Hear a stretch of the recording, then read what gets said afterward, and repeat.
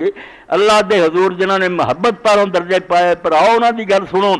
رسول پاک نو پہچانو کہ عام انسانوں دی گل نہیں، خدا دا حبیب کائنات چ افضل رالا، نہ کوئی اتنا دا جمیا نہ جمنا، بہار عالم حسن دلو جان تازہ میدارت، برنگ صاحب صورت را ببو ارباب مانا۔ اور ترجمہ جدو کر دینا میرا بھی سواد کوئی نہیں، مگر شاعران دا یار نبی پاک دی بہار جڑی نا وہ ساری دنیا نو مزے چ لے آتی ہے۔ جڑے صرف رنگ دیکھنا چاہتے ہیں، کئی ہوں صرف فل کا رنگ ہی وہدے، آدھا جڑے ظاہر والے ہیں انہوں رنگ ہی پسند ہے، حضور دا حلیہ کڈا سونا، ببو ارباب مانا دا تے کوئی خوشبو سونگتے ہیں، جڑے زیادہ گہرائی آتے کریکٹر سے دیکھیے نبی دی عادتاں کی سی، بہار عالم حسن دلو جان تازہ میدارت،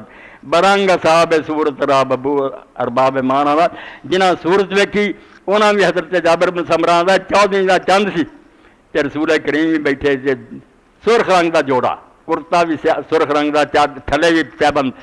میں کدی آسمان دے چند نو ویکھیا کدی حضور نو، کہندا رب دی قسم